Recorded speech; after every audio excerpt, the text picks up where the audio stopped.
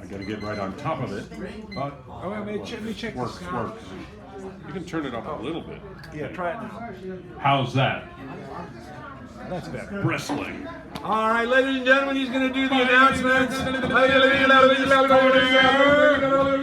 In this corner, Weighing 493 pounds, Haystack Calhoun on a diet versus Mitsunobu Tanaka. Bruno Sammartino. I love that guy.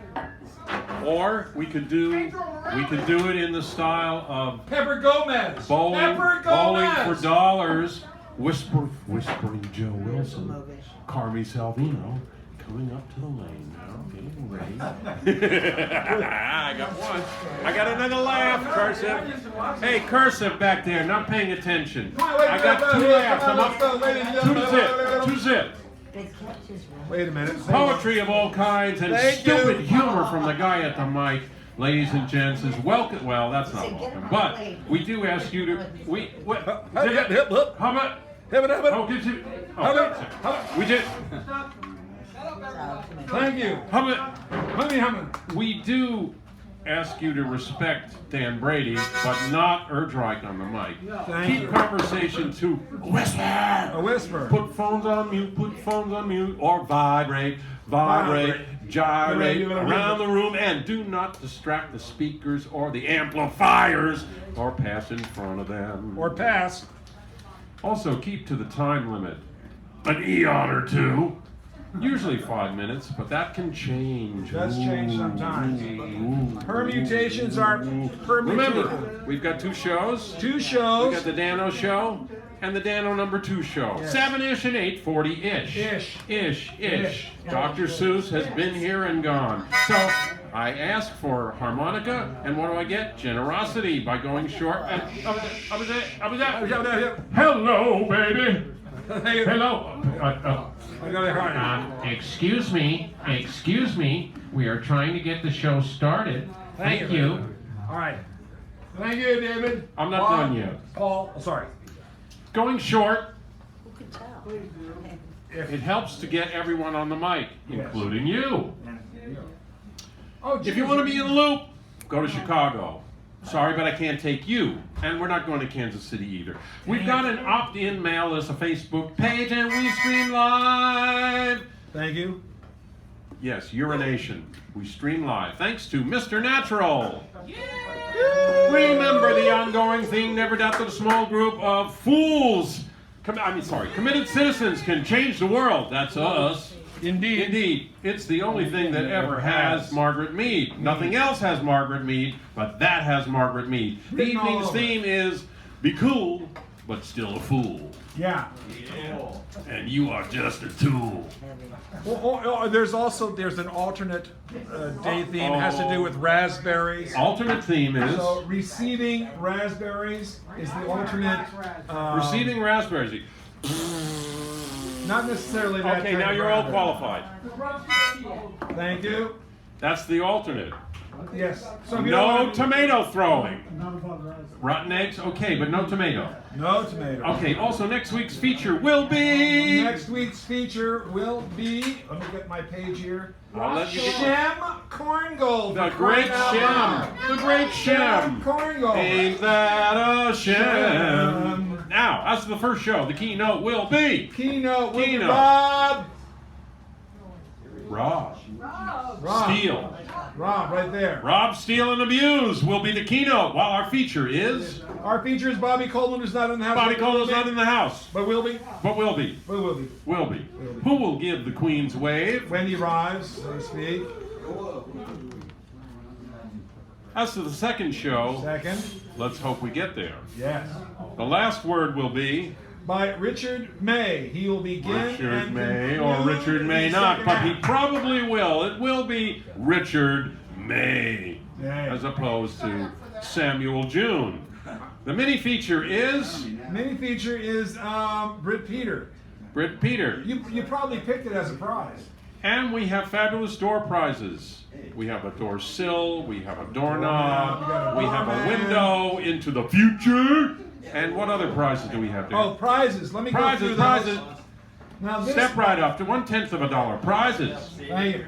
Now this anonymous-looking green folder.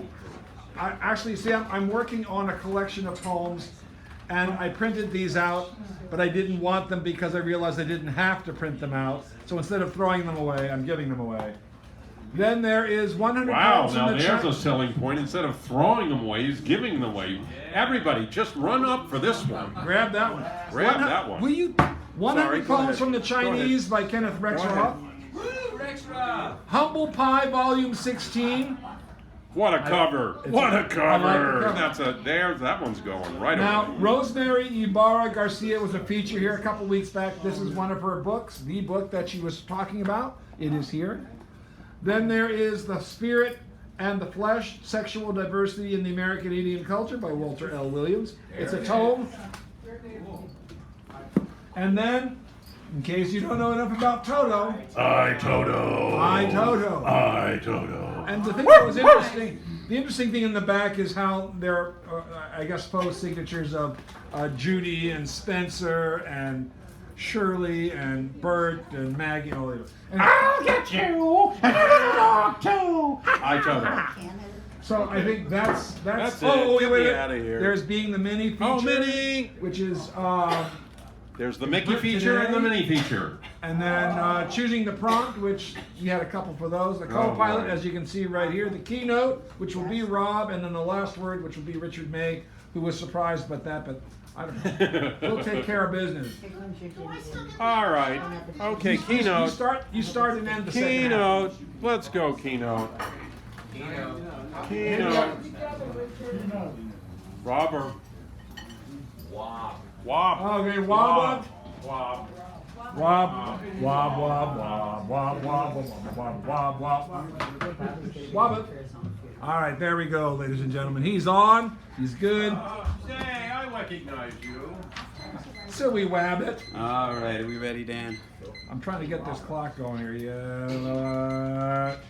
And you're on. This is called Self-Evident by Ani DeFranco.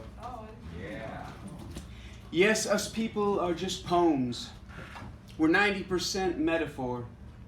And once upon a time, we were moonshine, rushing down the throat of a giraffe. Yes, rushing down the long hallway, down the long stairs, in a building so tall that it will always be there. Yes, it's part of a pair, there on the bow of Noah's Ark, News Yark. The most prestigious couple, just kicking back, parked against a perfectly blue sky, on a morning beatific, in its Indian summer breeze, on the day that America fell to its knees. After strutting around for a century without saying thank you or please. And the shock was subsonic, and the smoke was deafening. Between the setup and the punchline, 'cause we were all on time for work that day. We all boarded that plane for to fly. And then, while the fires were raging,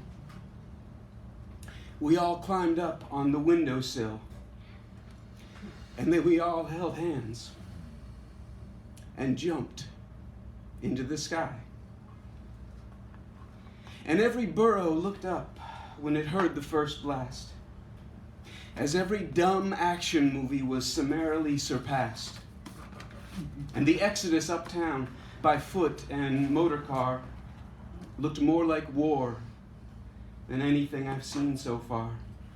So fierce and ingenious. A poetic specter so far gone that every jackass newscaster was struck dumb and stumbling over, "Oh my God," and "This is unbelievable," and on and on. And I'll tell you what, while we're at it, you can keep the Pentagon, keep the propaganda, keep each and every TV that's trying to convince me to participate in some prep school punk's plan to perpetuate retribution. Even as the blue toxic smoke of our lesson is hanging in the air, and there's ash on our shoes. and there's ash in our hair. And there's a fine silt on every mantle from Hell's Kitchen to Brooklyn. And the streets are full of stories, sudden twists and near misses. And soon every open bar is crammed to the rafters with tales of narrowly averted disasters.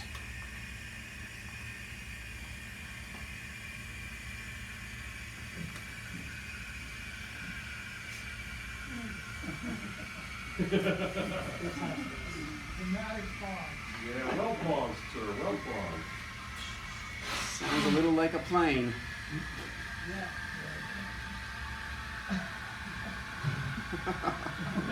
Power through.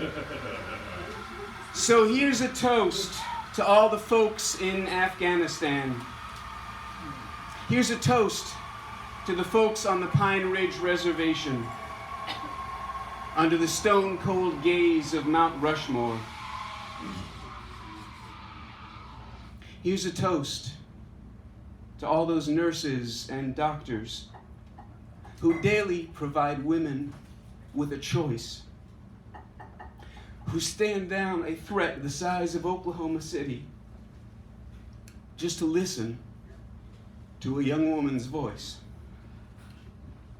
Here's a toast to all the folks on death row right now, awaiting the executioner's guillotine, who are shackled with dread and can only escape in their heads to find peace in the form of a dream. Because take away our PlayStations, and we are a third world nation. Yeah. Under the thumb of some royal blue blood royal son who stole the Oval Office and that phony election, and we hold this truth to be self-evident. That man is not the president. I've no room for a lie so verbose. I'm looking over my whole human family, and I'm raising my glass in a toast. Here's to our last drink of fossil fuel. Yeah. May we vow to get off this sauce, shoo away the swarms of commuter planes, and find that train ticket that we lost. I dream of touring like Duke Ellington in my own railroad car. Yes, the lessons are all around us, and the truth is waiting there. So it's time to sift the rubble, clean the streets, and clear the air. Get our government to pull its dick out of the sand, put it back in its pants, and quit the hypocritical chants of freedom forever.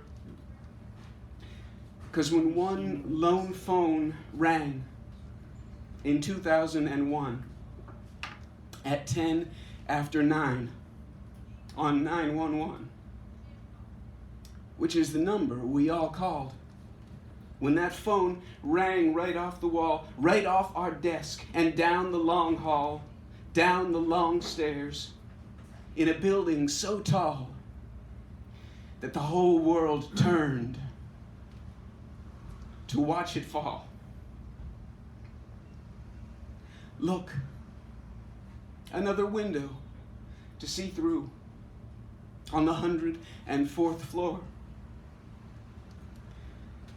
10% literal, 90% metaphor. 3,000 some poems disguised as people on an almost too perfect day. Must be more than pawns in some asshole's passion play. So now it's your job, and it's my job, to make it that way. To make sure that they didn't die in vain. Shh. Baby, listen. Hear the train? All right. That's Rob. Here's the contribution. I'm going to include in the prizes tonight this CD, which contains the very first live performance of that poem, which was at Carnegie Hall about 5 months after 9/11. The unexpurgated, I should say. The full poem is about 9 minutes long. All right. Thank you, Rob. Give him another round. All right. What I haven't heard. All right, so to let you know, we have something a little bit on the special side, kicking off the show. Marta, a longtime friend of mine, and Sergey, right? Am I saying that right? Sergi. Okay. Sergey? Sergi. Sergi. Okay, great. Sorry, I should have checked that before. Marta is not new here, but Sergi is new here. They're going to do a duet together, so they'll be here. They're going to do their both 5-minute stints together. So give them a hoot and a holler, because Sergi needs to hear that. Bring him up here.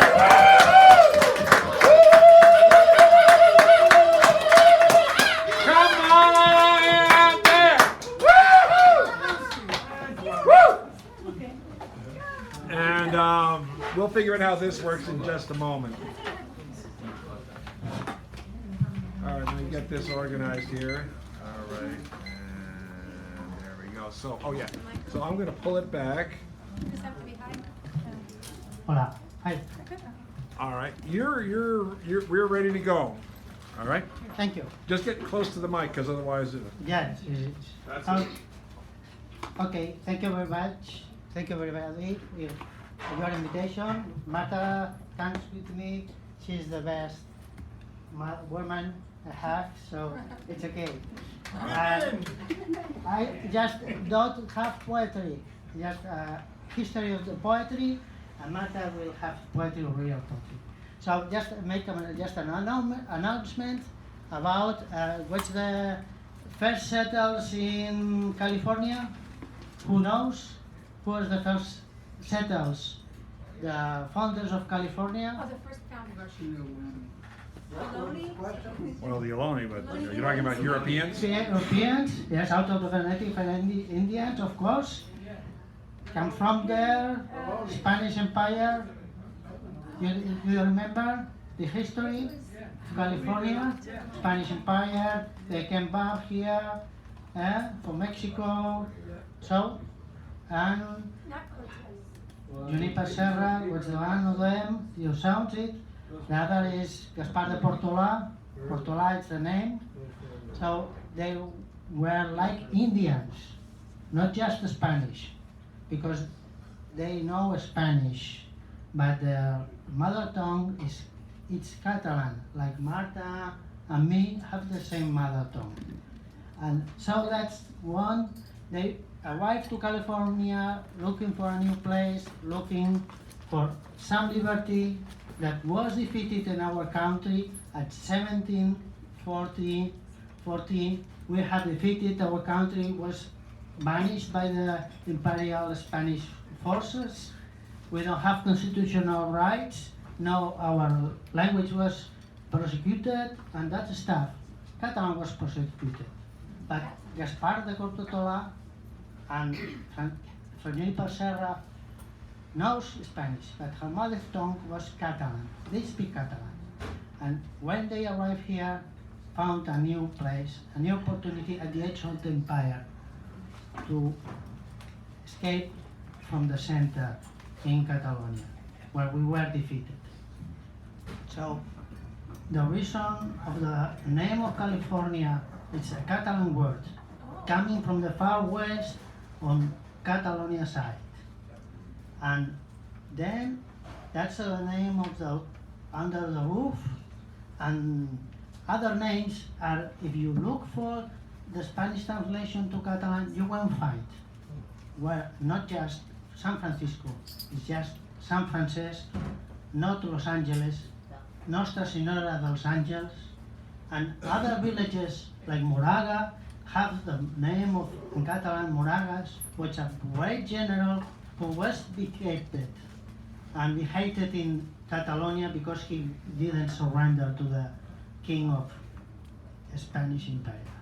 So, you know, we'll remember this because sometimes history has its poetry of hidden treasures. Because official history is not like, you know, sometimes it's not the same as you tell you. That's it. How's the treasure you have in California. Okay, let's Martha make poetry, more interesting things that. My husband is a person who digs very deep into the truth. What has been hidden, he tries to unveil for the people, yeah, for all of you. So it's an honor to be here. Thank you so much. And as a Catalan, you see that I have, I'm wearing a yellow ribbon.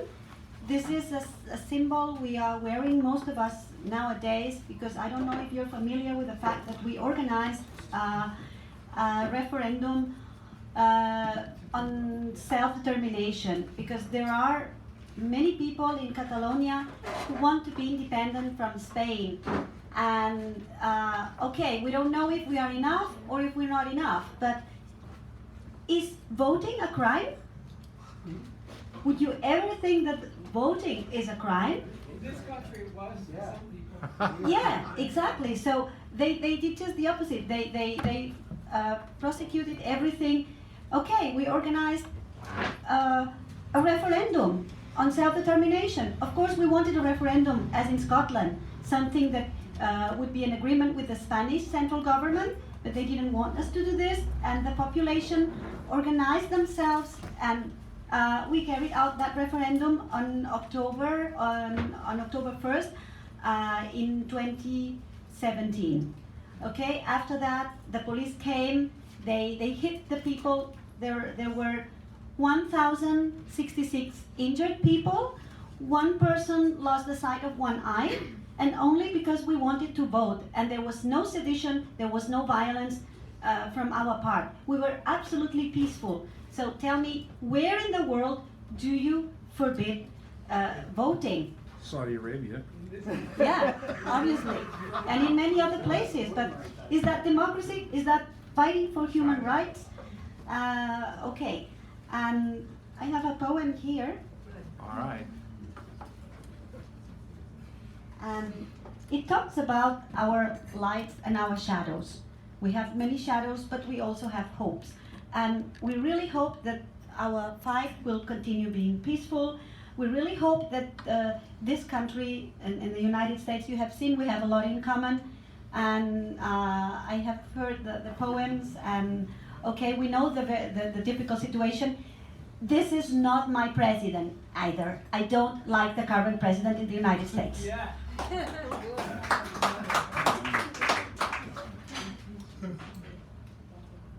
Okay, faithful companion. My most faithful companion is following me. Sun rays in the sky need it. I am your most faithful companion on sunny days. I come into existence as soon as you're born, and the first sun rays pop in through the window, bathing you. Try not to disengage me on such days, as I follow all the movements of your body when you walk, talk, sit, listen to your favorite hit, your clothes fit, don't fit, that's it. But when the sky darkens, I disappear. The eye of a storm kills me with its thorn. Even the slightest clouds treat me with merciless scorn. I pray to stay and yell so well, I'm the dumbbell of the body I dwell. Once the good weather is restored, I am reborn to follow you through life's pleasures and pains. You'll carry me until your death, and I will listen to your breath, to your soul, to your heart pulsation. I am your most faithful companion, but only on sunny days. Thank you. So we do a bit of dancing with the harmonica? You got about 3 minutes. Yeah, play it.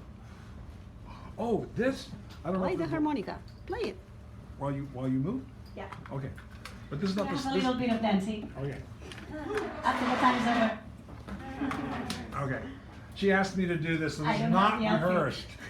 It's not going to be the same kind as before, because this can't do that. I don't mind. Play Okay, anything. all right. Just want to make sure.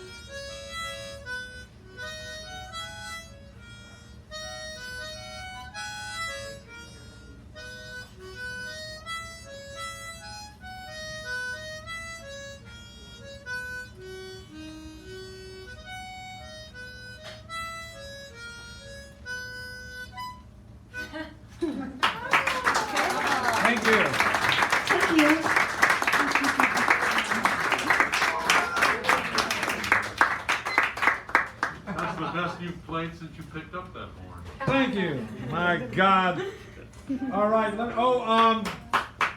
I saw Bobby come in here a second ago. Oh. All right. Well, when he comes back in here, we will give him the note of applauseness. Patrick, for God's sakes, Patrick Cahill. Can I sign up? Yes, you may. Sign up to the number. Where's Patrick? Right here. Oh! Give him a round of applause. He comes up here. Patrick Cahill, for God's sakes. A man who knows what he knows and doesn't know what he doesn't know, but won't tell you about it. Yeah. It's patented. Yeah. Yeah. He agrees with me for once. All right, let me just focus. There you go. You're good. Just get really close to the microphone. Okay. I'm going to read three short prose poems. They all have something to do with desire, or longing, or searching. The first one is The Passage.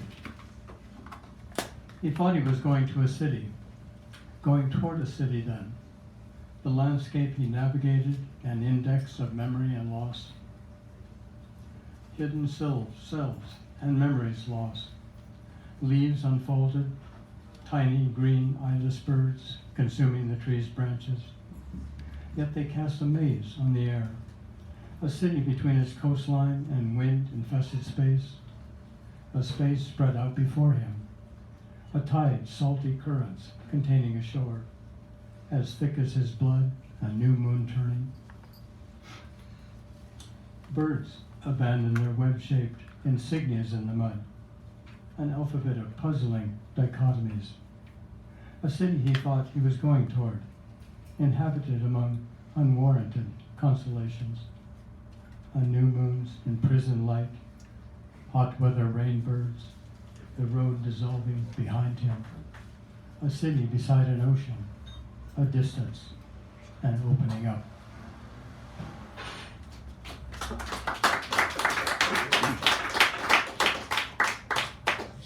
This one's constructed a little bit like a collage. Days like this. The jacaranda's lavender petals fell through the night and fell through the day. Hadn't they removed the tools and the bodies yet? She let him talk, she imagined, for 30, 40 minutes to her sleeping phone.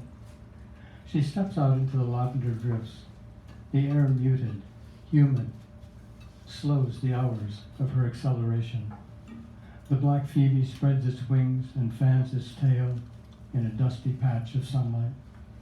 Its brown feathered edges remind her of, among a red profusion of climbing bracts, clusters of eyes, although the reverse is also true. She begins to paint the portrait of a dog. This has happened before.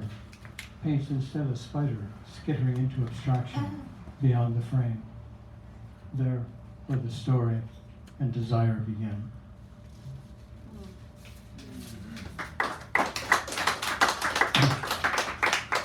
And finally, this is my zombie poem. First kiss, tongue in mouth, you zombie. A tryst with a twist. My 60 seconds in your embrace. You astride your inner horse, dead though it is. Normally, I have to admit, decay is such a deal breaker. That or politics. But who can afford therapy? I took the pills. So touch me with your lips' remains. Let me touch the tattered strands connecting that and that. Work along the borders, there where lightning illuminates our altitudes. Based on base attitudes, of course, my erotic wreck. Can't you now see yourself, despite the weather, in your vision, astride your horse, dead though it is, reflected in my desperate eyes? Thank you. Thank you, Patrick. I'm going to read the next 5. We have Justin, Stephen, Wendy, Owen, David, and Vincent. So Justin. Let him get away. I know, he's here. We know him. Oh, by the way, the feature is here. This is Bobby. Give him a round of applause. Feature in the house. We got a house. All right, and give this. He is new. He is new. He is new. Give him a round. Come on, let's go.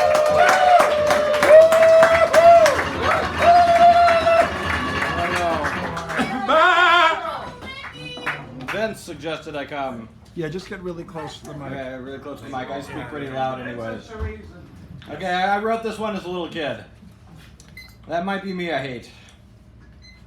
I recall his swing as my blood flew, screams in the night while hatred grew. With bottle in hand, he still must drink, cast aside as my heart does sink. In silence alone, I did so weep, with all our tears and sorrows deep. And upon his leave, I still do cry, from this man whom I wish would die. For along these years flow swiftly by, his thought in my mind will gently pry. So thinking of him, others do see him in this picture of only me. A downward fall I seem to concede, with all this rage my soul does bleed. For within life's unlawful fate, I just might be that man I hate.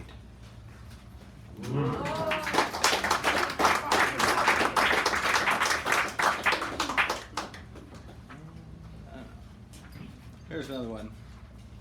That's how I used to feel about God. So it's called Let Me Be. Let me be, just let me be, beating this fever down on me. Let tomorrow's fall to soothe pain, don't veer my simple deems insane. Let me be, just let me be, under God's reign I'm still not free. I just wish to be in peace. Let my Lord's ancient hymns to cease. Let me be, just let me be, fade Apollo to dusk at sea, set spirit free as of law's might, and let night vision hold the light.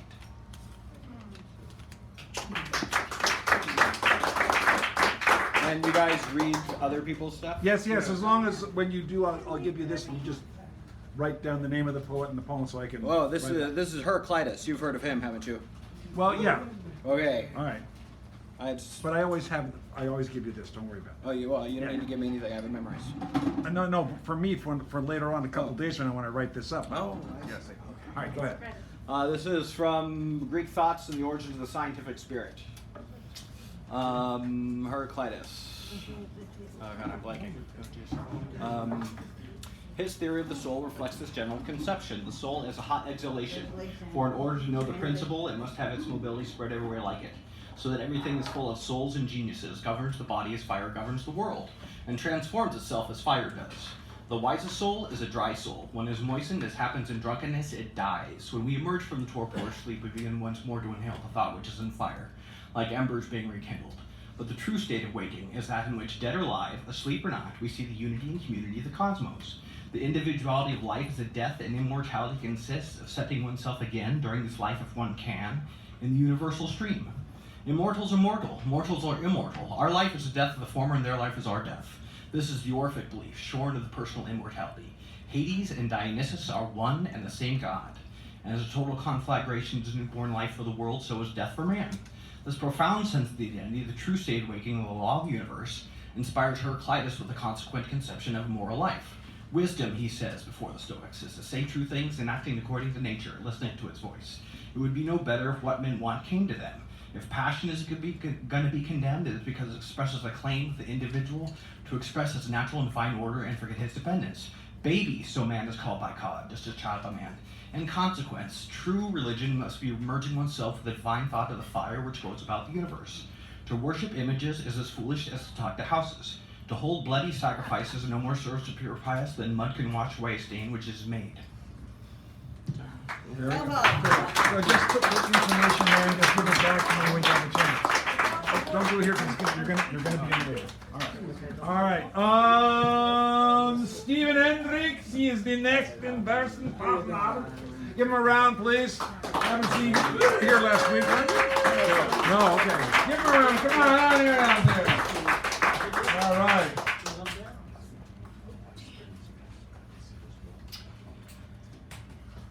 January 28th, 1986.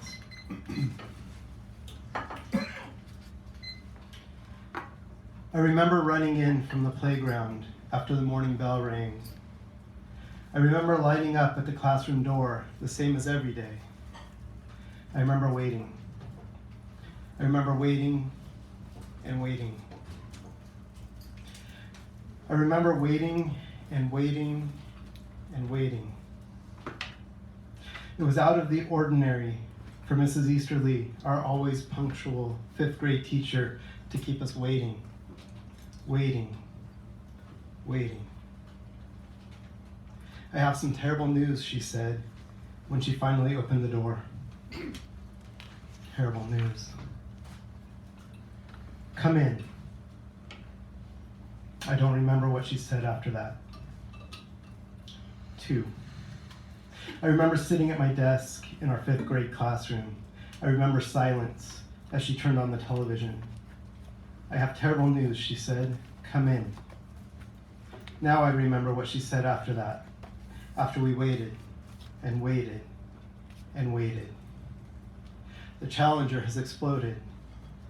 Terrible news. Children, she said, the Challenger has exploded. Someone gasped. I don't remember who. 3. I remember watching the television in our classroom. I remember seeing the image over and over. Terrible news. The image of the rocket booster separating. The image of a cloud of white smoke. The sound of cheers. I remember hearing the sound of cheers. Someone gasped, maybe the whole crowd. The rocket booster separated. The rocket booster is supposed to separate. Cheers, then a gasp, a collective gasp. Something went wrong.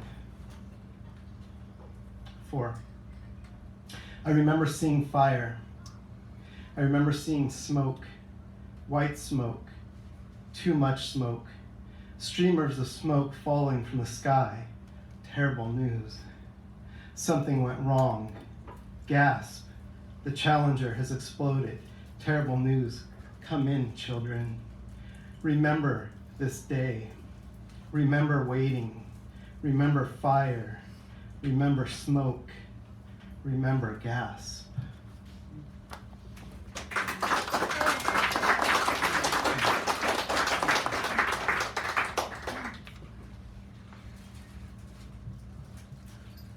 Exploring comets.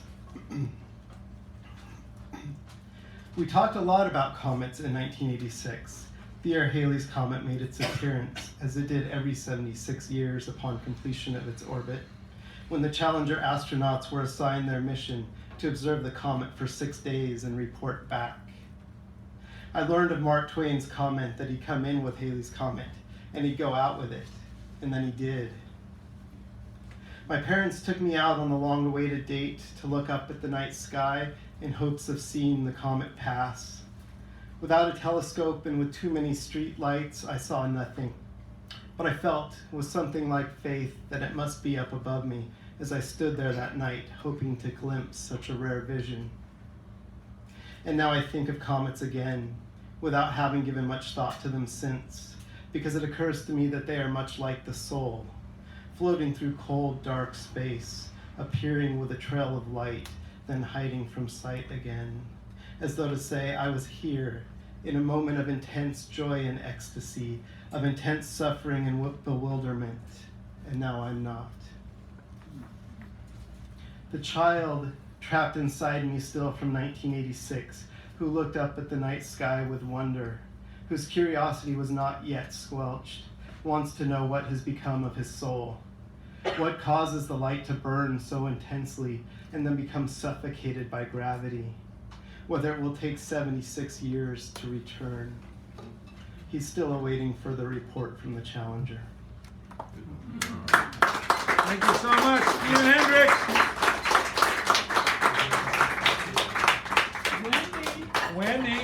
Wendy Walters is coming up now. Give her a nice round. Then we got Owen, David, Vincent, Dan, and the cursive writer. Just so you knew the who the heck, whatever. Oh, it's so good to be here. Every time I come back, I say that. I just broke my reading glasses today, and I'm borrowing Dan's, and I have no idea what they look like.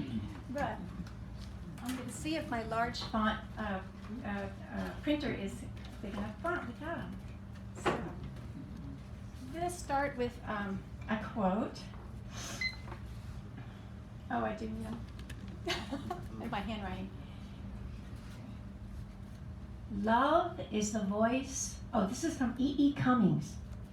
Love is the voice under all silences, the hope which has no opposite in fear, the strength so strong, mere force is feebleness, the truth, more first than sun, more last than star.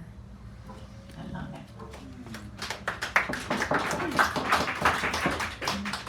Humility is, I don't know who wrote this, and I apologize to whoever you are. I think I saw it on the internet. Humility is not thinking less of yourself. It's thinking of yourself less. A very short haiku I wrote when I was stuck in traffic, and I was expecting people to get really nasty, as often happens, but it didn't happen. Bumper to bumper traffic. People roll down their windows, swap stories, not horns.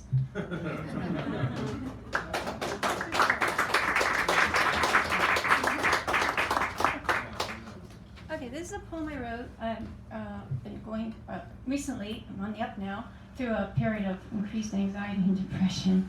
And this poem just came out one day. It just rhythmically just came out. It's called Inconvenient Blues. Don't need the blues. You know, I just don't need the blues. Maybe they need me, but no, I don't need the blues. Why do they come by now? Now, of all times, it's just not a good time, you see. I had all kinds of plans to be happy, be given, be living. Today, of all times, today was going to be that kind of day, a good day. So why am I tripping? As of today, I've not been chased or eaten by a wild animal. I've not lost someone dear to me through forest fires or gunfire, through drowning in floods or starving for food, or for that matter, been in such dire circumstances myself. I've not gone to prison for a crime I did not commit, or lost all hope and will to live. I know these blues are small next to the likes of others. Still, what a trouble. Don't need the blues. You know, I just don't need the blues. Coming by here now of all times.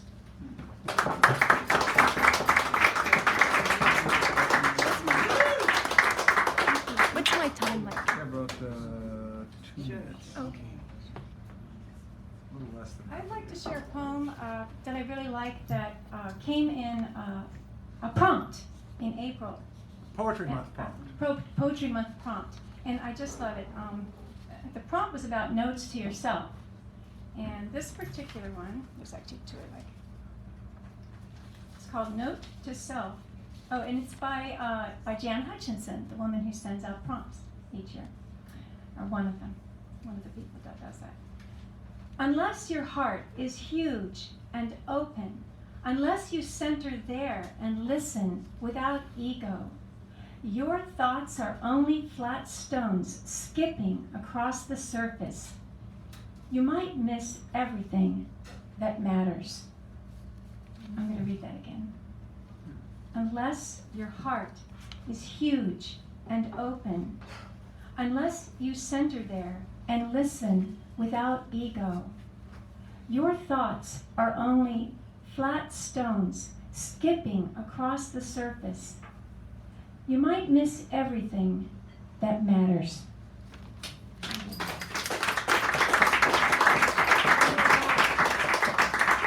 And this is one other one. It's called Memo to Self Remeditation. Right now, you don't have to let me start again. What used to be? Who wrote that? Oh, sorry. Thank you, Kathy. This is by Ron Stone. Ron Stone.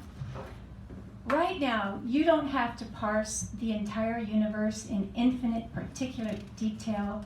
For just these few minutes, merely sit and become only breath, that is to say, spirit. Now, what you see is a world without you, as it was before you were born, and will be when you're no longer here. Are you amazed that it goes on without you? Slowly learn the lesson about who you are. Dust of the earth, dust of a star. The stuff that is you has always been here, fulfilling its purpose in losing itself until you. Now it's become human body and brain. It believes it's an I and stands apart from the rest of creation, asserting its right to be Lord of all, whatever the price. But you know, in these moments, the price is too high, for more than a planet is able to pay. In your ego-fed effort to have it your way, you have become death, the destroyer of worlds. The world doesn't need you the way you need it. For these next few minutes, let go and just be, and become not an ego in charge of it all, but a part of the whole in search of your place.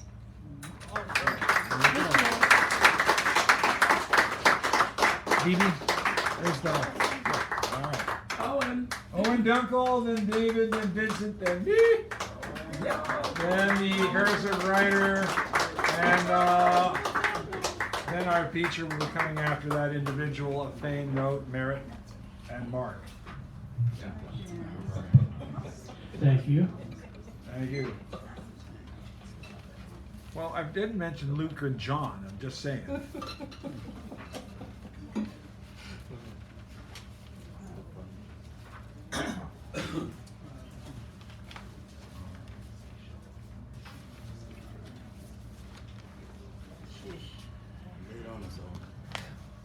Pensée. Mark makes his mark as he dances in front of me. Grant Street grimaces as the night grows older. W. Yeats. Think where man's glory most begins and ends, and say my glory was, I had such friends.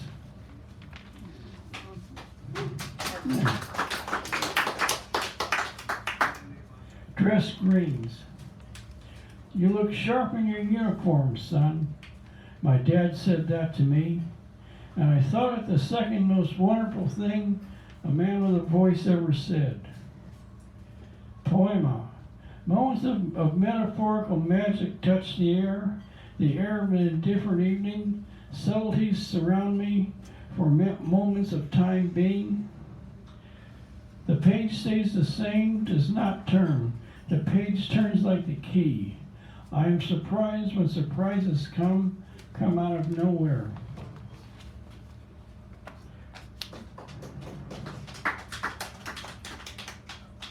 For Claryhoo. Experimental Claryhoo at Starbucks. The windy sunny day at my doorstep, I say nothing to nobody. Gaily, this repeats itself daily. 2. Claryhoo for the Trieste. A funny slant of light sheds itself. Slight beams from the sun. I don't know which way to run. A Claryhoo is good form. A Claryhoo is good form. I admit to being a bit uniform. I conform to its strictures. It can even paint a picture. A Claryhoo unlocks the mind. A Claryhoo unlocks the mind. It does not put me in a bind. I don't take form for granted. Beams of sunlight are canted. Cynical city lights. Patrons have their hands on a metaphor. Dead at the computer. Hawk Lee suffered from acute writer's block. Roystering New York is not like the peaceful primeval South. For the 8th grade, Kathy Sullivan laughed at my jokes. I did the bop with her all night long.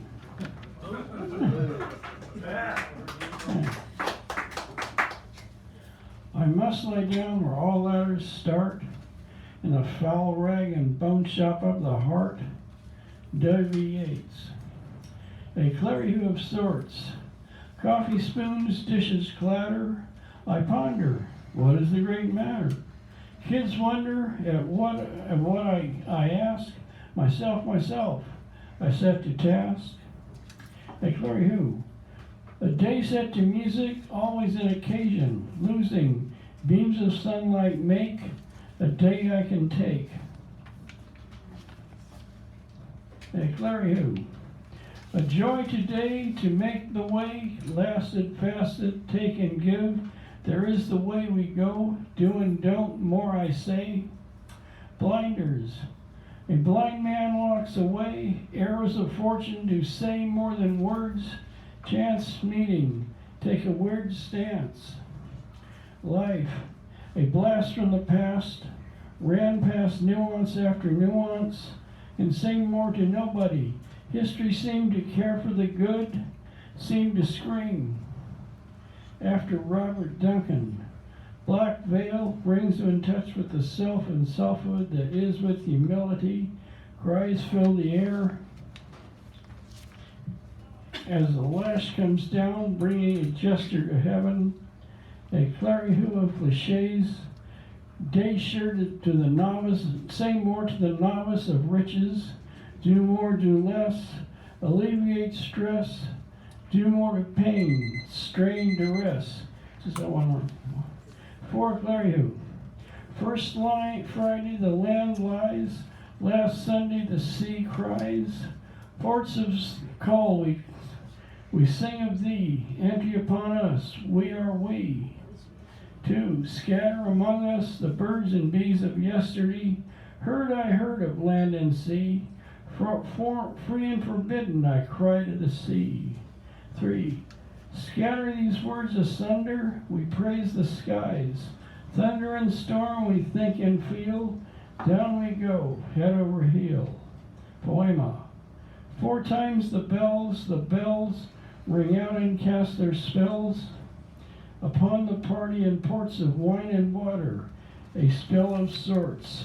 Thank you, Mr. Owen. Thank you very much. All right. Vincent, David, then Vincent, then me. How you doing there, David? I'm doing. Are you doing? I wish I was, but there's not a lot of money in there.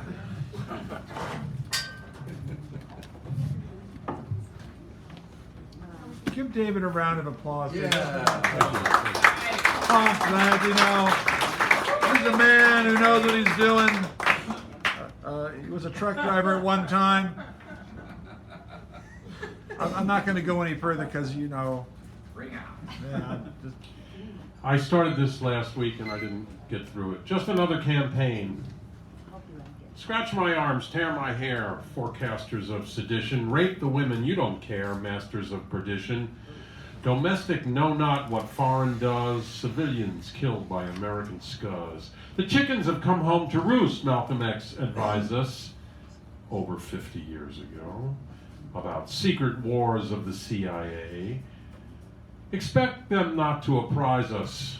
Corporate shills, our presidents will just send you home in a bag made from petroleum, those keepers of the swag. But now the liars disagree and contradict King Trump. It seems the Hydra's grown new heads, extending from its rump. In Syria, a dozen groups.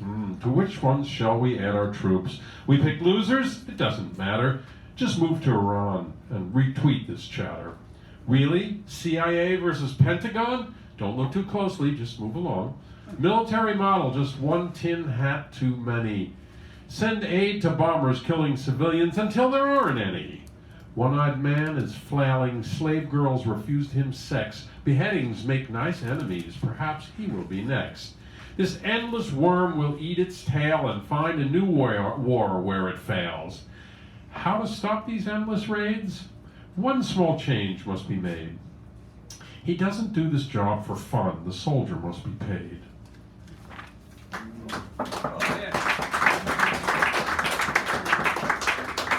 Comforter. Don't claim to be no healer, no tumbling medicine man. Before the dawn, each time you yawn, I call Dr. John from the great beyond. Spread some gree-gree on your lawn. In the blink of an eye, that tutu's gone. Roland Kirk was a piece of work. He spoke to the spirits in the trees. Glad you were born when you hear his horn. Dissipate disease with the greatest of ease. Puddle jumpers, graveyard strut. Voodoo yanks you out of your rut. Mardi Gras and Tuesday fat, shake your booty, bump and pat. Can't sit still and can't be quiet. Look out! Music gonna start a riot. Shuck it, get rid of that little pill. Open your ears, let the music fill secret pockets. Hidden scepter, bomb of the tom-tom interceptor. Cut off the pass, flip your lid. Pork pie hat, how much am I bid? Thelonious sphere, it's very clear, stops and starts in the far and near. Sun Ra blasting out of the sky, Pharaoh ripples right by and by. Genie and genius, don't make a fuss. Pele puckers your magic bust. Herbal remedies surround Miles' trumpet. If you don't like it, you can lump it. Simple syrup, G-clef patois. I'm just Isaiah's old papa. Thank you. All right. Isaiah Everett. Throwing the slap, and now we have Vincent. Give him a round. Hey, you stick around. So sometimes someone puts out a theme that just really annoys me, and like a skin tag, you don't like it, it has to be addressed, and you can move on. Undressed? Addressed. Oh, sorry. So the word cool, I've always avoided it because I'm very uncool. Kind of a dork, a geek, big, clumsy guy. Yeah. And so cool has always been associated with, tenor saxophonist Lester Young, kind of goes back with that. But actually it goes back to Black Western civilization, the Ututu. And I looked it up, and it means, cool meant gentleness of character, the ability to avoid fights and disputes, even generosity and grace. I like that cool. Yeah. So with the topic, this is called Cool, and it's kind of inspired by a lot of people who come to this reading, especially last week. Thank you, Tommy, Ed, and Greg. This is called Cool. Everyone's journey to truth is different. Growing up, I was told, don't tell anyone your business. Be cool.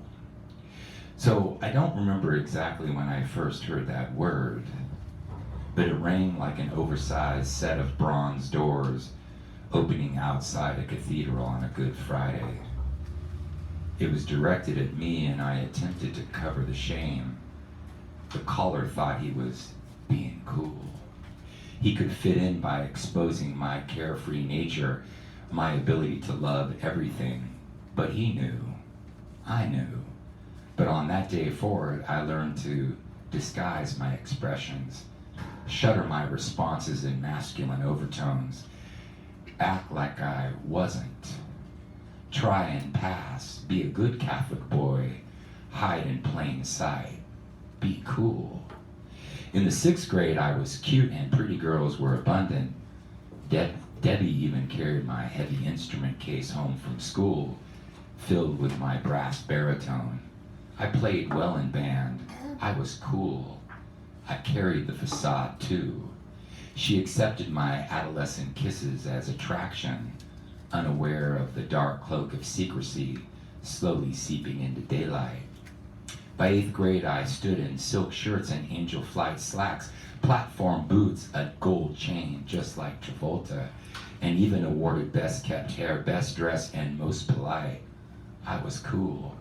I guess they were fools. Couldn't tell, wouldn't say, but hey, by 9th grade, who was the fool? I was bombarded by that word. It rained down on me through every hallway, above every field, like heavy locusts during a bad omen.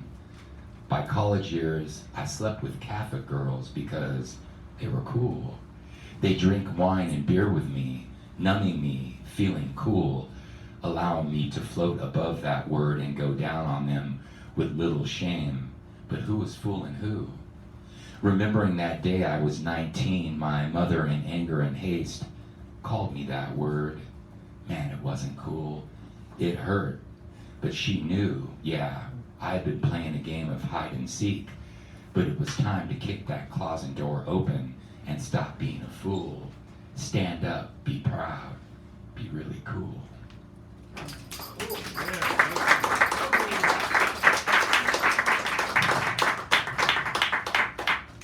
I hope I never said the word, so. This is called The Trickle, and this is me today. The trickle, like a slow winding road overgrown with wisteria and honeysuckle, my tongue glides from your Adam's apple to your belly button, circling each nipple. Your sweat accelerates two of my senses simultaneously. As I exhale, you extend your neck and kiss me lightly on my clavicle. I look at your engorged arousal, and I remember the first time you made me smile. You said, "You can't hate San Francisco until you loved it."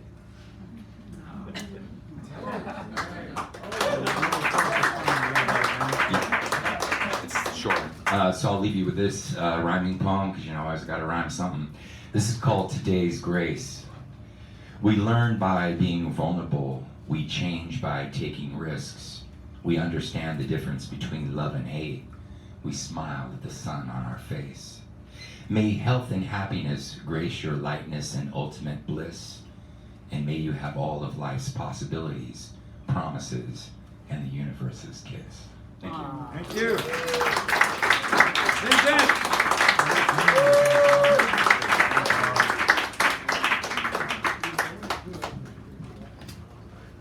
All right, ladies and gentlemen, I'm here now. Be here now.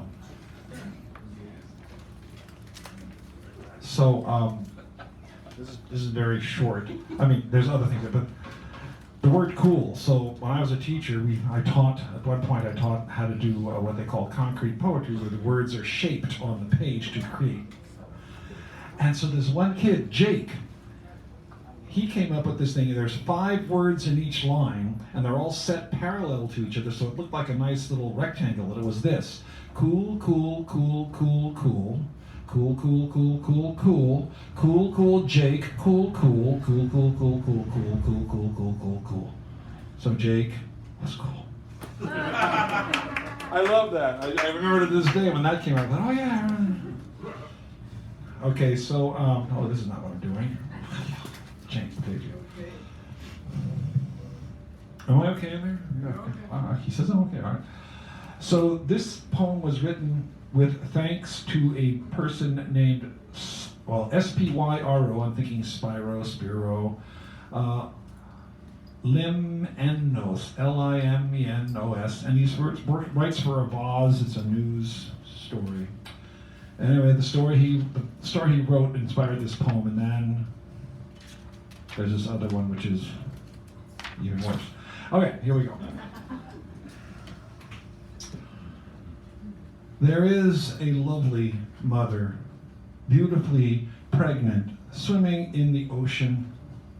Her heart is laughing because although the sun is bright, it's not too hot and everything is easy. Her friends swimming with her, some also bear young, and these mothers love the sea. They chant and chat and they play and then they sing and are happily content. They look out over the waves towards the islands where they'll rest. She looks forward to lunch because it will be so fresh and tasty. She, well along in pregnancy, knows swimming is good for her and her baby. She loves the motioning swells that take her along in currents that go around the world. And all on this most lovely, lovely day. Then pain, overwhelming, excruciating, blinding. Her fragile frame is sundered. Her last hopes go with her very weak calls for help. And she notes the replies fade as the others race off, fearing for their lives, fearing what they cannot understand. Then she's hauled out of the water, slammed on something hard and cold. Death is her last question. Though she is but dimly aware, there's a searing slash that opens her body. Her baby is roughly removed. There is an overwhelming smell of blood. She tastes it in her mouth. Memories flicker. Her life of love vanishes. Oh, she was a fin whale. Fin whales are awe-inspiring beings capable of communicating through song, feeling love, and harboring deep emotional bonds. The attack was sickening. Icelandic millionaire Christian Loftsson had her killed. He is the last man on earth still slaughtering these gentle giants for profit, often when they are pregnant, the females being slow. What is wrong with this so-called human? Your Honor, my God, I ask that you find for the plaintiff.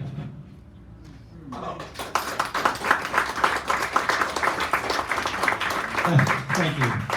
I couldn't believe this story. Anyway. So this takes us back about 75 years when, no matter what you thought of another politician, there was a measure of respect and camaraderie, even though they would be disagreeing.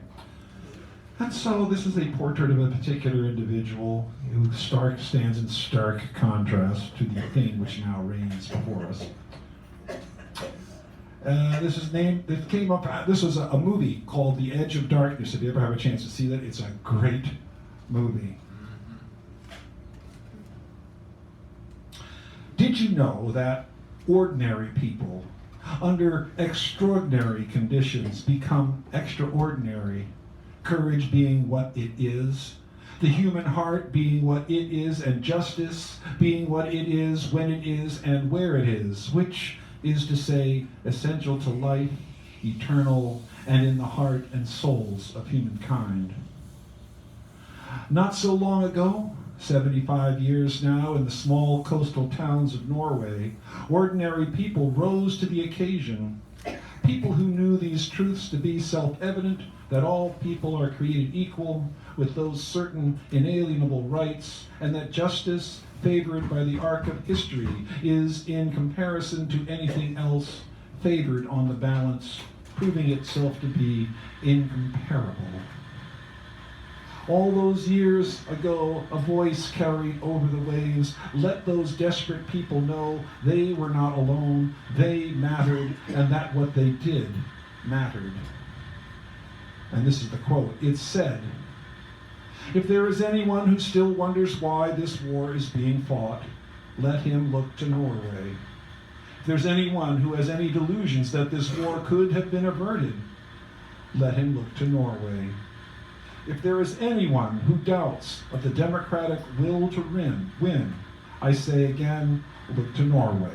And that was Franklin Roosevelt in his famous Norway speech after the events I talked about came to pass. It was just an incredible movie, dramatic of the historical event, but the historical event stands on its own. So thank you very much. I shall have Patricia Biders next, yes? Am I wrong? And then we have our feature of the evening, whom I will introduce with pomp and circumstance. Thank you so much.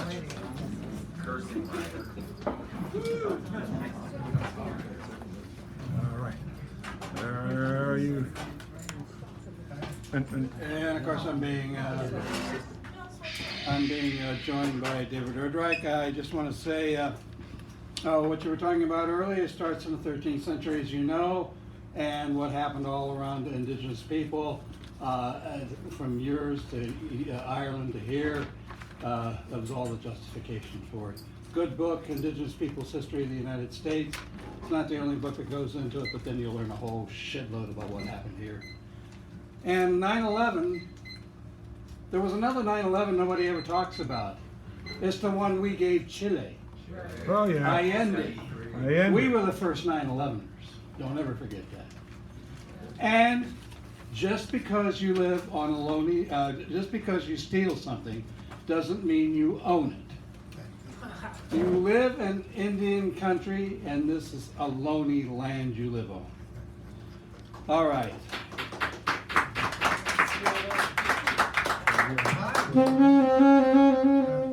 They're all American wars, USA. USA's wars are always about cowboys and Indians. They're wars of conquest, resource wars. These wars are all misnamed as in doublespeak talk. No Vietnam, Panama, Afghanistan, Iraq, Yemen wars. Only USA wars, or any wars USA gets involved with. of these countries attacked USA. USA attacks. Our great fame is our ability to kill, maim, purge. It only takes a holiday of lies when its citizens pretend the beauty of fireworks are a metaphor for bombs bursting in air. That's why July 4th is such a military holiday, believing killing those who we're told are the enemy. Believing our founding fathers gave us a democracy when it's always a country with laws that protect the rich, guarding them against the poor. As our American-USAN wars continued daily, as their wars during the American War in Vietnam, their cry was, "Hey, hey, LBJ, how many kids did you kill today?" The new cry for our forever wars is, "Hey, hey, hey, USAN citizens, how many men, women, children have you killed today?"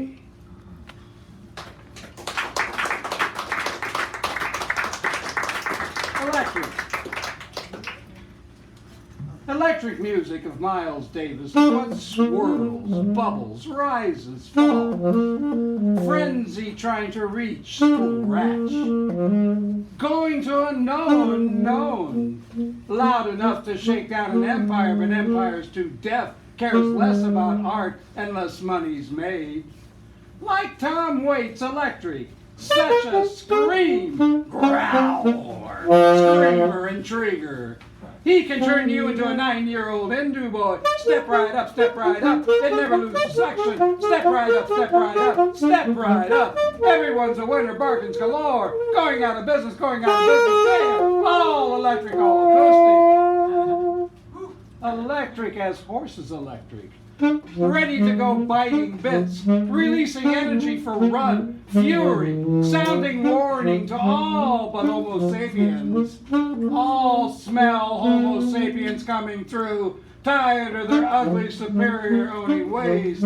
They'll be the last to know. All electric Daniel Ortega, icon of revolution. Hey, Daniel, Reagan was right. You did look good in those designer sunglasses. Agreeing with Reagan makes me sick, but somehow he got your number. Hollywood recognizes Hollywood Productions and support you got. Who knew about Daniel Ortega? Who knew? Were you getting paid all along by USA, Danny boy? Now a good right-wing Catholic with attitude of a good old-style dictator. What are you doing, Danny boy, with your new attitude? Same as the old attitude, Danny? Do Nicaraguans deserve your love, respect? Electric Ortega, may the dead haunt you, follow you to your grave, watching flora, fauna, feed off your flesh. Electric gives birth to all kinds of executioners. I'll take my executioners, music, acoustic, electric. My executioners. Can I get a hallelujah? Hallelujah! Can I get a hallelujah? Hallelujah! Thank you. Daniel Ortega. Where's the bride? All right.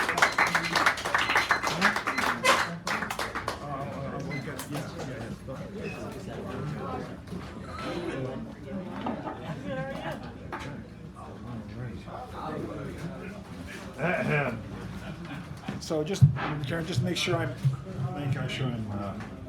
there. All right. Hello. Now, hello.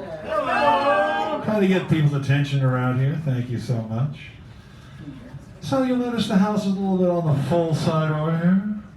Someone, our feature, seems to have packed the house, as it were. Brought in individuals. We like that. Now, I've known Bobby Coleman over here, our feature of the evening, maybe about like 12 years, 15 years, something like that.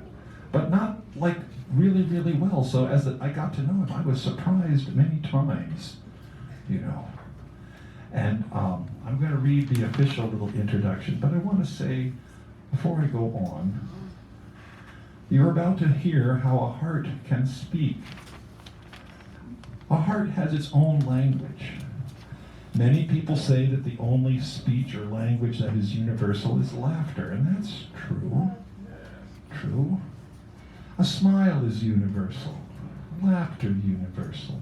Everyone has a heart, and the heart speaks. He listens, and he tells the stories. Now for the official part here. Bobby is a warm, engaging, thoughtful, and deeply considerate person. I don't think he's not shaking his head. I didn't write that. Okay, that's all right. I did. I took it from somewhere. A soulful spirit, a big heart, a musician, which that took me by surprise. I had known him for several years before I found that out. And a poet, a traditional man of letters who refuses to wear bow ties and round glasses, a graduate of Columbia and Stanford, a singer in a touring Leonard Cohen choir. An influential figure in cultural and political affairs for many decades. He has helped individuals through his life. Many, many sorts of individuals helping groups organize themselves. He has a brain in there. Bobby says, I am consistently in the literary life. I care not a whit for my degrees or pedigrees, only my action and service. His most recent effort in the literary field is the Ferlinghetti at 100, a tribute anthology, and that's coming out at some point. He's working on that, and he's excited about it, and I can't wait to see it either. So it'll be a lot of fun. Anyway, Bobby, I'm going to introduce you in the following way: a lovely, charming individual whose poetry, voice, music, and art speaks volumes. Bring him on up here with a nice round of applause. And we'll set the mic and everything else.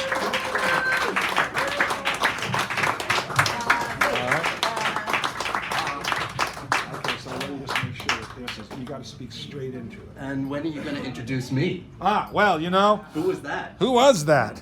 Who was that? Who was that man? All right. I could spend 20 minutes countering that introduction. Take it on. I could rant and rave and complain and thank Dan and Wendy and all of you. But let me just say this very quickly, because otherwise the 20 minutes will be gone.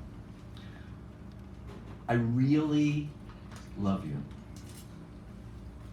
I love what you're doing here. Some of the people in the room I know very well, and I love them in the way that they hopefully know. But those of you in the room that I don't know, I really love you too. And I love you because you're emoting, and you're creating, and you're aiming, and you're expressing, and you're singing, and you're being. So I really do love you. I hope that says it all. You know, there is a lot of wrong in the world. And how are we going to get to where we kind of want to be? And what would that look like? And if everything's going in the wrong direction, then what is it that we want to have at the last moment? Who are we that way? So it was around 50 years ago that I started to ask myself, you know, who am I? What is this all about? A lot was going on back then. It was actually 51 years ago, just to pinpoint it. And it was about 8 years ago that I realized that there was a whole new set of questions, that I didn't know who I was. This is the North Beach heckle, okay? No, I mean, it's get to the poetry. I was yawning. No, it's good. I plant these people, you know.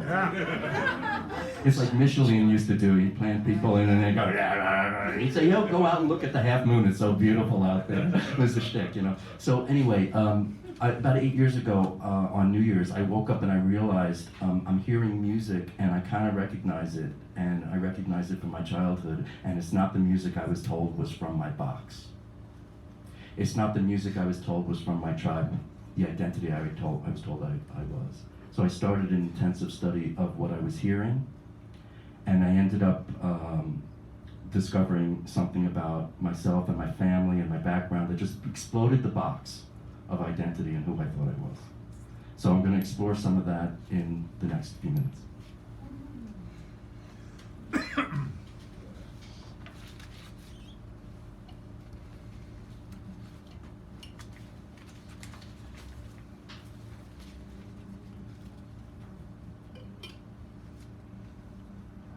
We are instruments.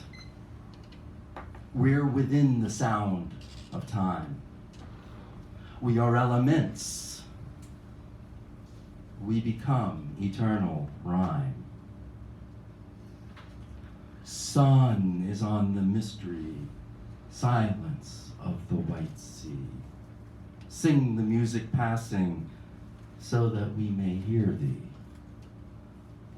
Sand blind though we see thee, somewhere stars are still free. Boca dulce abre, puertas del fiero. Kind words, open iron gates. My heart is still there in the east, from the farthest west like a beast.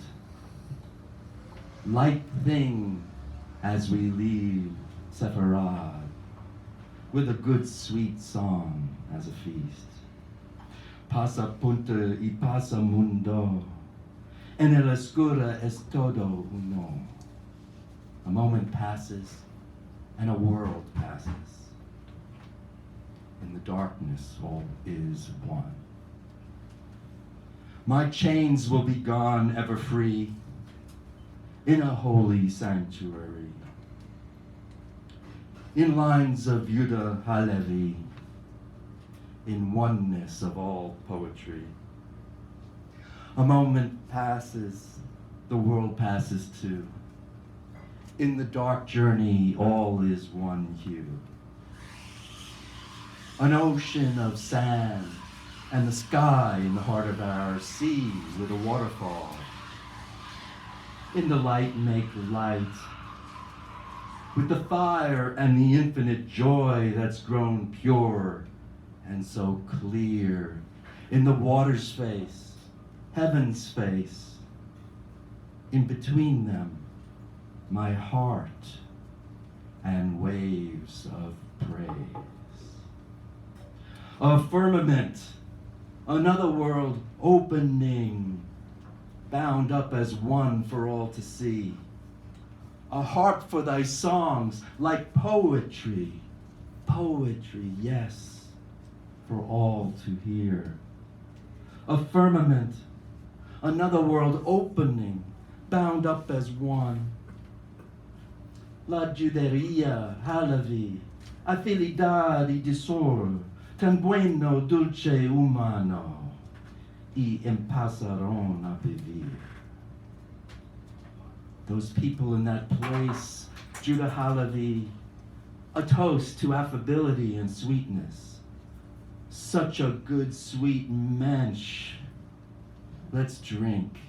And they started to drink. La Juderia Halavi, the Ladino home, and the poet Judah Halavi. Amabilidad y dulzor, tan bueno, dulce, humano, y empezaron a vivir. The Ladino home, the universal home, and the poet Halavi. To friendliness, to sweetness a toast. It's so good, it's so sweet, it's humane. And they started to drink, and they started to live. Thank you.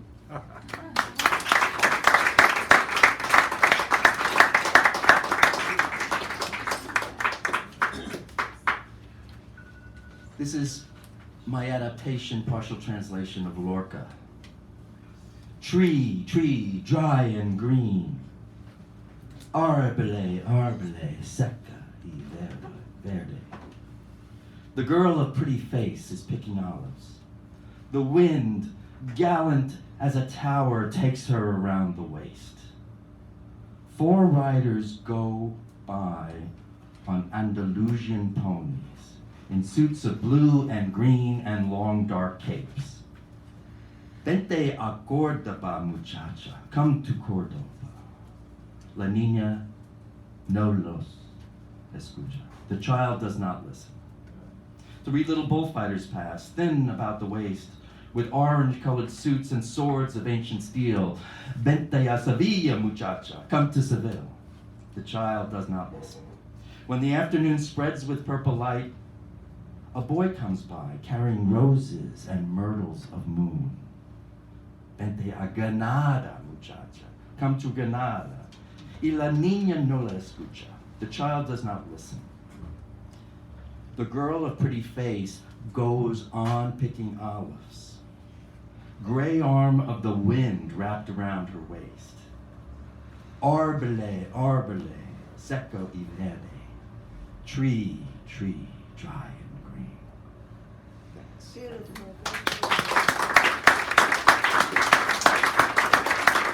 And that's what it means to stay beautiful. This refers actually to the Al-Andalus, which is where diverse cultures mixed with Arabic and Spanish dialect, Jews, Christians, and Muslims, in a fertile, one of humankind's fertile moments, with some of the most exceptional mystic poetry ever. So it's in those hands and with that description something of a persistent dream, and I think Lorca captures that. And from that era in the 11th century, from the aforementioned Yuda Halevi, if only the morning might pursue me with the wind that kisses at her mouth and sways with her body, and if only the clouds might bring to her my greeting,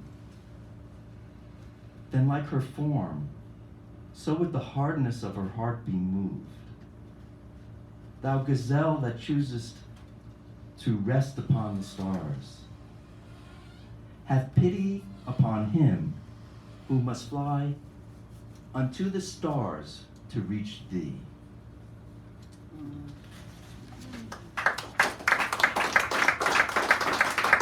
What more can I say? My passions hound me like an enemy from youth to withered old age. Does time hold anything for me except your favor? And if you are not my lot in life, what other lot do I have? I'm stripped naked, devoid of good works, and only your righteousness is my covering. Why do I go on flapping my tongue and pleading? Oh, ideal, oh, divine, all my longing is here facing you.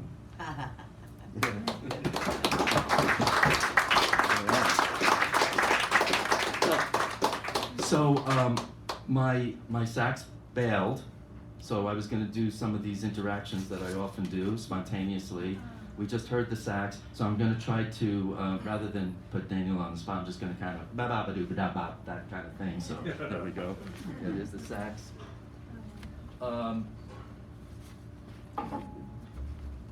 With reference to the Ferlinghetti anthology project, I mean, there's a lot going on. San Francisco's still alive and buzzing with arts, music, and creativity. Flower Piano this weekend, heartily invited, you know.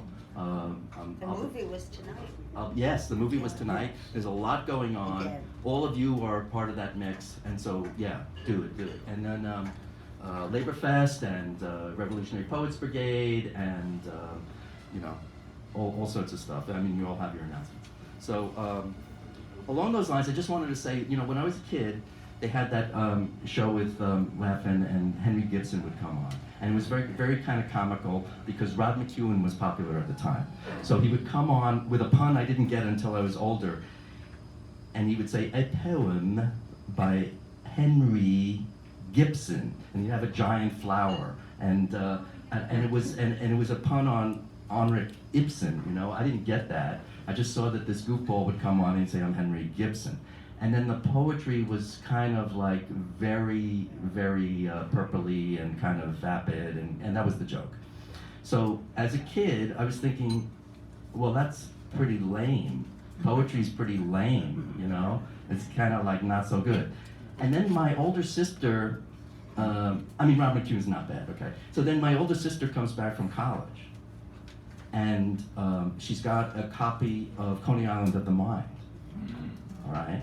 And so I'm seeing this, and I'm reading it, I'm going, oh, yes, this is jumping. And it says something, and it's realistic, and it's idealistic, and it's, you know.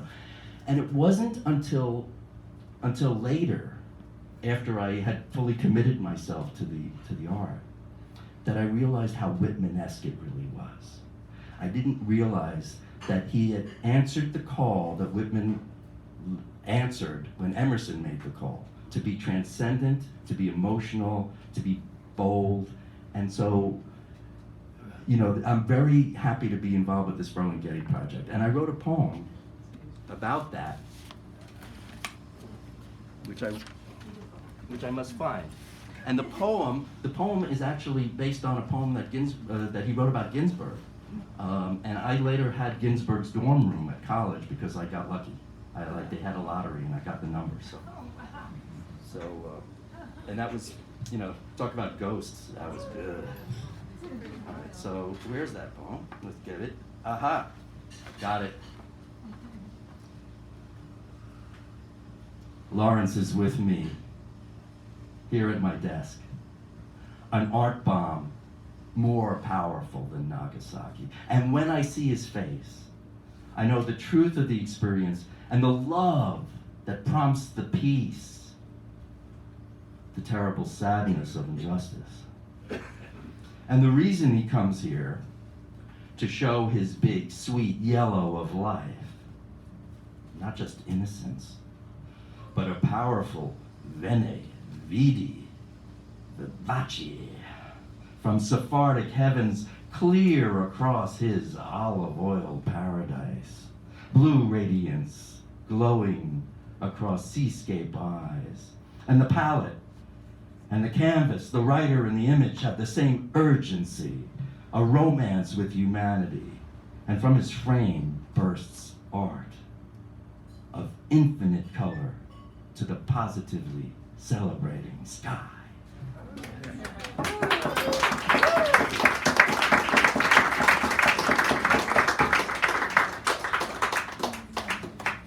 And now, I pulled out something just for comparison, okay?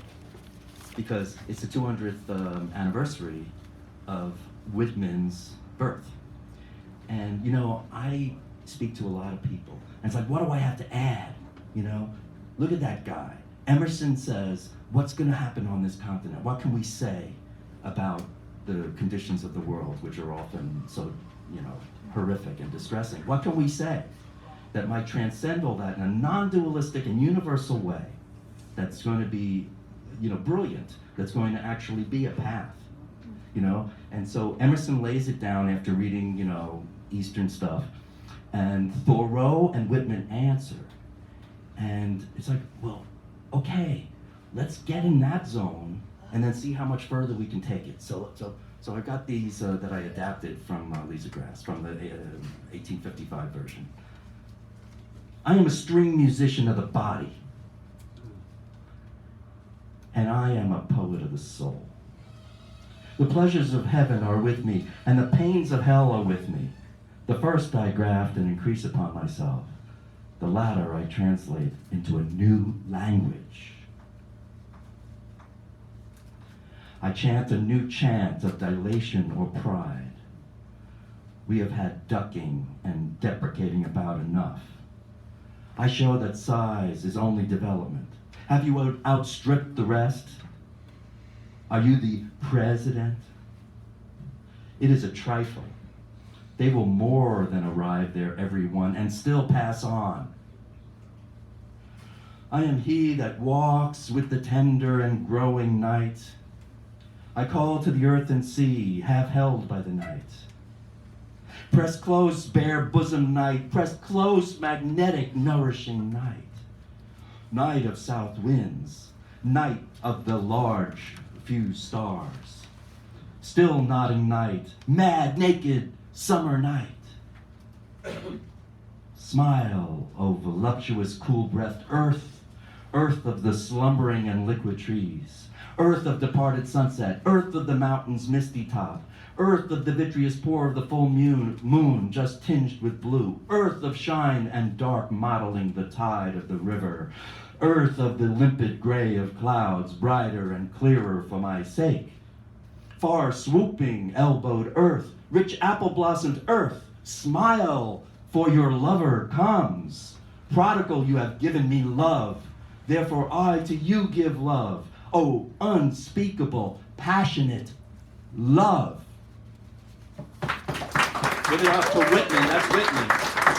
A little more. The spotted hawk swoops by and accuses me. He complains of my gab and my loitering. I too am not a bit tamed. I too am untranslatable. Oh, you know this line. I sound my barbaric yawp over the roofs of the world. Yawp, come on, give it up. Yawp, yawp, yawp, sound it. Sound it, sacred grounds. That's why we're here. The last bit of day holds back for me. It flings my likeness after the rest, and true as any on the shadowed wild. It coaxes me to the vapor and the dusk. I depart as air. I bequeath myself to the dirt and to grow from the grass I love. If you want me again, look for me under your boots. You will hardly know who I am or what I mean, but I shall be good health to you nevertheless. Filter and fiber your blood. Failing to fetch me, at first keep encouraged. Missing me one place, search another.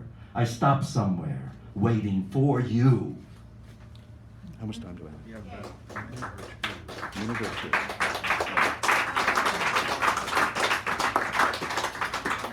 I picked out. I love that, Whitman. Oh yeah, Whitman. I mean, just give me 20 minutes of Whitman, you know. Yeah. Well, that'll be the next time we do it. Okay. I hear you.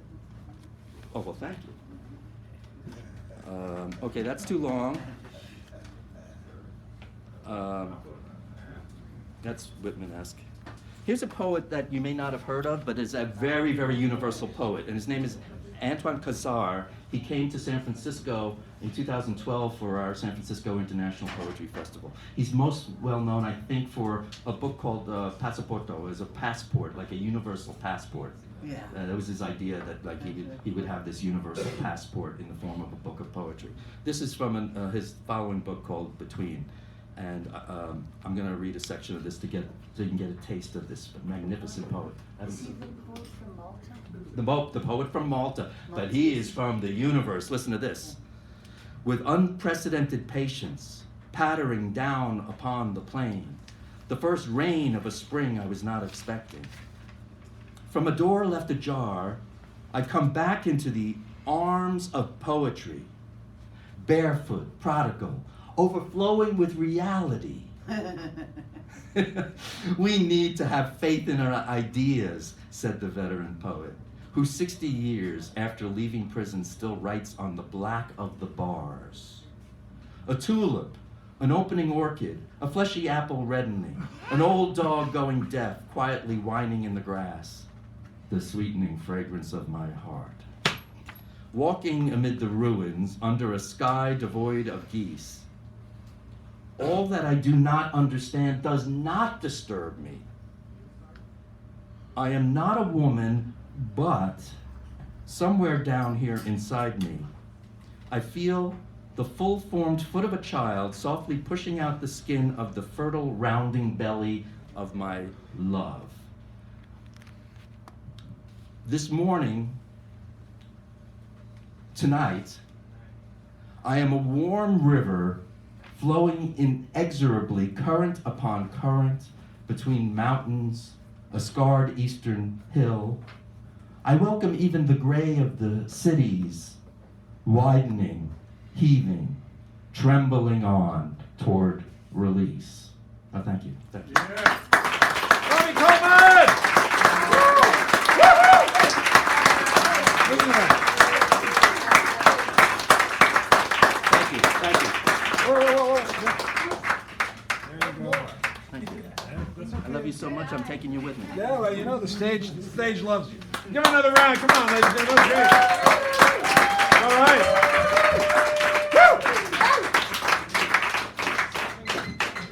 So we do have a very packed second half. So like many people did in the first half, they went short like I asked. So the people, I will ask the people in the second half. Not on. 5 minutes. We're gonna have a 5-minute break, not the usual 10, and then this will be turned off so you can speak freely. You won't have to worry about inadvertent comments being recorded and sent to the various individuals who might have interest in such things. Thank you so much. Talk to our feature. Congratulate this man. Go over there and say hello. We're gonna take care of this over here.